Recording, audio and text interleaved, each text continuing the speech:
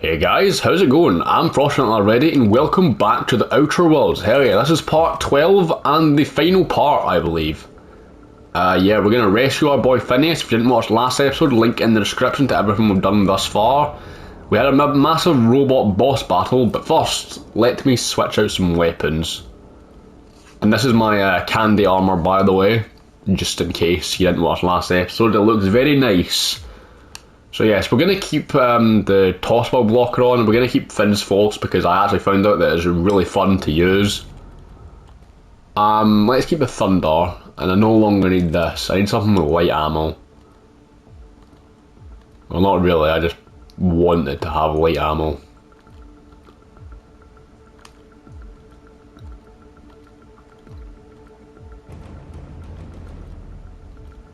No, well, I guess we'll put the LMG back on.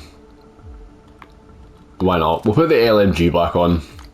But yes, if you didn't watch last episode, we're now on Tartarus. Let me just check, make sure I'm not missing anything. This is like the board's prison planet, if I remember correctly. And so, yeah, we're just scavenging at the moment, trying to find any, just making sure I'm not missing anything. But yes, we had a big robot boss battle from that thing right there. And yeah, anything? Oh yes, there we go. There, this is what we want. And did I loot this last time? Yes, I did. The ram. All right. Without further ado, I think I've rambled long enough. Let's do this. What is this place? Anything I can loot? No. Okay.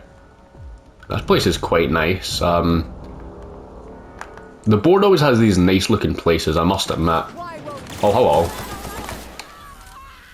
You fucking... Did she just die that easily?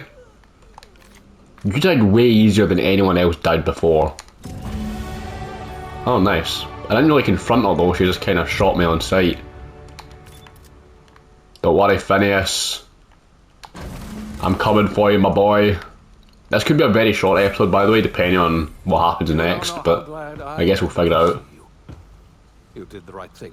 Akande was a monster. Her death was much deserved, and long overdue. And you lunatic, you broke into the board's own fortress just to rescue one doddering old man. You are absolutely out of your mind, and I can't begin to thank you enough. I'm all right, thanks to you.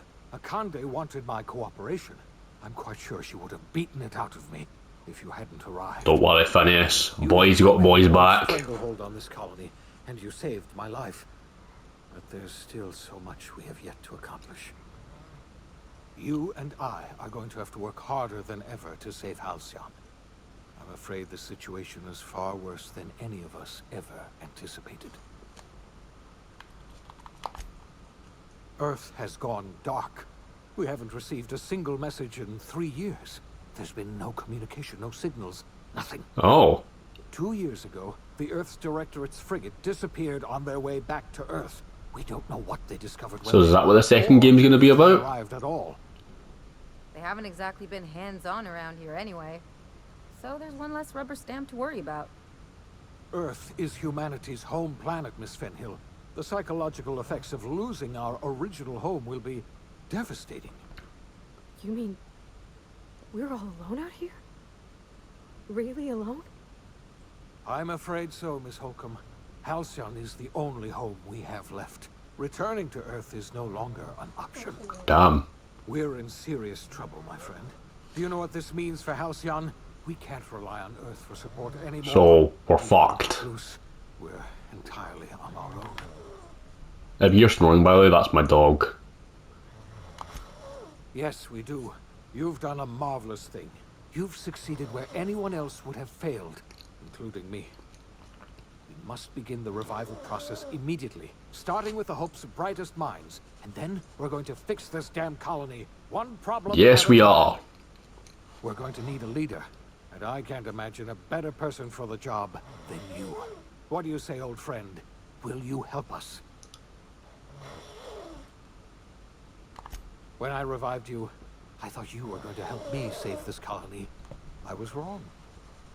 I had our roles reversed, you see. You're the one who's going to save us all. You're putting a I'm lot of just pressure on me. set you on your path.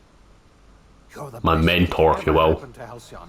If you want to take it upon yourself to lead this colony, you have my support. We're not a colony any longer, are we? Our last connection to Earth has been severed, and so we have been set free. Our future is uncertain, and no one knows what tomorrow holds. Well, depends what you consider exciting, I think.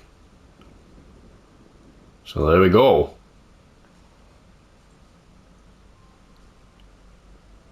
The OSI teaches that everything in the universe happens according to the grand plan. But the stranger that arrived in Halcyon was an unplanned variable. From the moment he landed in Emerald Vale, his actions altered the course. Let's listen to this. The events on Tartarus brought about the end of the board's authority. But the board's mistakes would haunt the colony for decades to come. The damage they left behind would require the work of a generation to repair. Dr. Phineas Wells began reviving a handful of the Hope's colonists. Engineers, scientists, technicians, and intellectuals.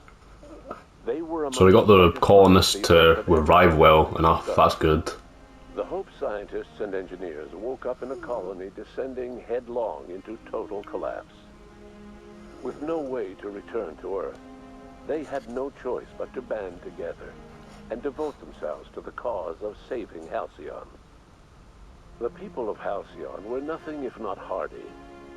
In the absence of the board's authority, many of the colony's settlements banded together with a single purpose in mind: survival. Life was especially hard in the years to come. Some towns dissolved by attrition and starvation, but most of them found a way to carry on. In the years to come, Halcyon was forced to reckon with its newfound freedom. The board was gone, and for better or worse, the colony... Well, that's good at least. At least now the people get to decide what they want.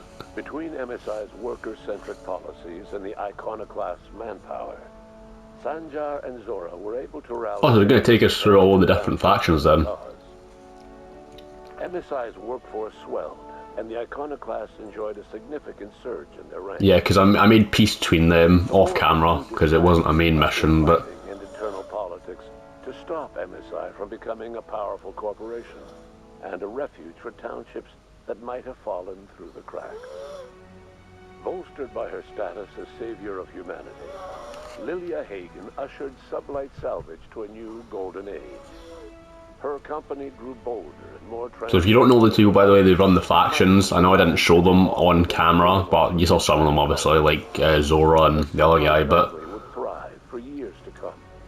Obviously her he didn't see because there wasn't any main missions, which is what I was doing. Negotiated workplace reforms with Reed Thompson, including a single day of rest, which came to be known as a weekend. Again, if you hear snoring, that's my dog, I apologise. Around him changed. Thompson found himself pining for the old days. He was known to spend his weekends in the cantina, nursing one of the few remaining bottles of Zero G, and repeating to himself, "It's not the best choice, it's Spacer's choice." As for Adelaide McDermott, she tended to her garden in solitude for another year before passing away. Her body was discovered some months later, when Reed Thompson paid her a visit in an effort to make amends. Her remains were buried in a place of honor, underneath the floor of the Edgewater Cannery. Well, it's sad that she died, but at least the others lived. Under the leadership of Junlei Tennyson, the groundbreaker held firm against corporate influence. The ship's mechanical stability gave Junlei the time to educate a promising... I don't know why he's snoring so loud, I do apologise when it comes on the mic, but at least the groundbreaker and all my homies are looking good for the Halcyon, right? The discovery of the Hope and the abandonment of the lifetime employment program forced Byzantium to come to terms with some uncomfortable reality. Well, the rich had to get jobs, ooh, Reluctant to surrender the scary. they'd grown accustomed to. The board's diminished authority... To be fair, everyone from Byzantium was a massive arse from what I seen, so, kind of made sense. Also, I probably won't be able to show it, but there's been a little bit of a disaster on Byzantium. I didn't realise the board was going to shoot me on sight. Shifted Ellie's perspective. She finally Oh, it's telling me about the crew members. Nice. that you just might need other people. Sometimes. With a steady income from the life insurance payouts, she was finally able to afford a ship of her own. She hired a small crew and flew supply missions to communities on the fringe. Some of So this is all the crew things I did.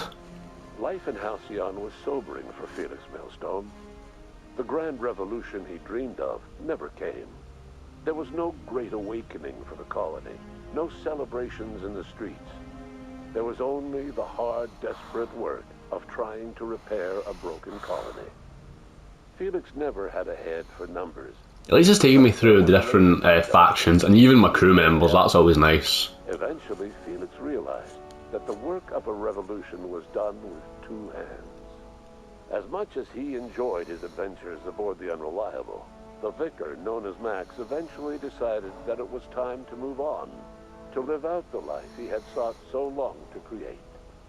He knew there were many in the colony who carried burdens much worse than the ones he had struggled with, and he devoted himself to easing their suffering wherever he could. He only ever took up arms again to defend the defenseless, unshackled from a lifetime of striving and fighting. I don't care about Vicar Max, so to be honest, this doesn't make, don't care about him, so. Once the matter with the Hope colonists was resolved, Junlei bashfully asked Parvati if she'd like to join her permanently on the Yes, there we go. Those two are together, I think. If somewhat So now she's on Groundbreaker, nice. The stories of her adventures spread across the colony, and Parvati soon found herself the center of attention. Having served as the engineer of a renowned spacecraft, tramp freighters and wildcat miners sought her out by name. And in no time, she was a fixture in the Groundbreaker's mechanical ecosystem. She and Junlei were never far apart. Nyoka returned to Monarch to take another crack at making a permanent life for herself. She formed the Charon Group, a mercenary outfit of ragtag survivalists and wilderness experts. Anyone in need of a guide, or just looking to throw back a beer and swap stories, could find her camping. Good old Nyoka, mentalist. An infestation. The SAM unit that accompanied you spread awareness of the product line's superior sanitation and maintenance capabilities across what was left of the colony. This led to a boost in SAM unit sales. Did you know that SAM units are the longest-lasting, toughest-acting cleaning solution in Halcyon?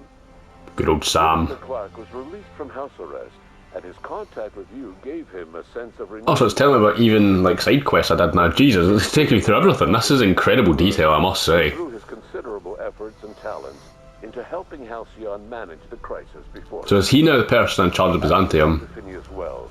He spent his remaining years in his orbital lab.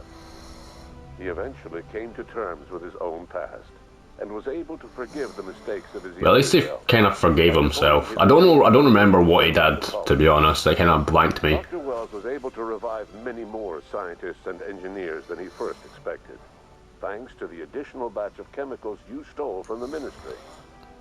Wells never forgot about the human. Unfortunately, we did have to kill a few test subjects to get them, but in the end, Dr. Wells was able to save every scientist and engineer aboard the Hope.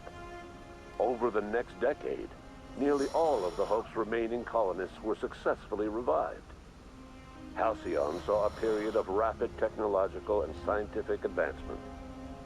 Breakthroughs in dietary supplements saved the colony from starvation. Geoengineering projects and social reforms began to change. so we got the good ending, I believe. This is the good ending. If we went with the board, that probably would have been a bad ending, but I don't know because I'm not doing that storyline. But he would never live to see the fruits of his labor. He passed away. No! His work was carried on by the. They killed my boy off. He revived. Today, Halcyon has stabilized. The people of the colony work hard to adapt to their new circumstances. Nearby colonies send aid and supplies. Life will never be easy in Halcyon, but for the first time in its history, there exists a sense of real, genuine hope about the future. And what about you, the unplanned variable in the history of Halcyon? What about me? Long after Wells passed away, you carried on his work with more energy determination, and brilliance than he could ever muster. The years that followed were hard, but Halcyon survived by the efforts of the host's most promising colonists, the greatest of which was you. The greatest of which was me. No one knows what's happened to Earth, and no one knows what the future has in store for Halcyon. All we know for certain is this: the name of the Unreliable and that of its intrepid captain will remain the subject of countless stories for years to come. Well, there we go. That, my friends, is the Outer Worlds completed. Yeah. So, I hope you enjoyed this walkthrough. We're now finished the game completely. Part 12. That's how long it took. But yes, we're now finished completely. I'll be moving on to the Crew 2 next. Just so you know, I will be taking about, if you watch this when it comes out, I'll be taking like a week break after this comes out before I play the Crew 2. So just so you're aware of that. You know, just something to keep in mind. So yes, I'll be taking a little bit of a break after this, just to kind of regain myself. But no, now for my review. The game was fun. I will admit, I can understand why I can think it's like a little more boring than other walkthrough games I've done. Especially because most of it was just talking, rather than action or horror or, you know, whatever. And so I can understand why this might be one of the more boring walkthroughs I've done, but no, I actually really enjoyed the game. It was, you know, had very nice graphics, it played well, I loved all the different types of weapons, the enemies were well done. I loved that, well, the one, I do love space travel. I would have wished that the map was a little bit bigger, and I hope that's something they do in the second game, is that you're allowed to travel to more places, because that would be very cool. And I'm very excited for the second game. I will probably play it at some point, I just don't know when. So keep that in mind. I'll probably do a walkthrough on it at some point. It won't be when it comes out, I imagine. Well, it depends when it comes out, maybe. But yes, with that being said, I've been your boy Frost. Hope you guys did enjoy this walkthrough. Am I missing anything? Oh wait, I'll just add this bit in here. With the game, obviously the story, say what you want about it, I thought it was pretty good. Not too long, not too short, and that made it be good, you know. I would have wished there was also more like enemy types, like the Mantisaurs and the like Mantiqueens and the Raptidon stuff were all really cool, and I wish there was more like that, you know. And so yes, there we go. With that being said, I've been your boy Frost. Hope you guys did enjoy the Outer World as much as I have. As I said, we're moving on to the Crew 2, and yeah, this is the Outer Worlds now ticked off my list. I'll see y'all next time. Peace.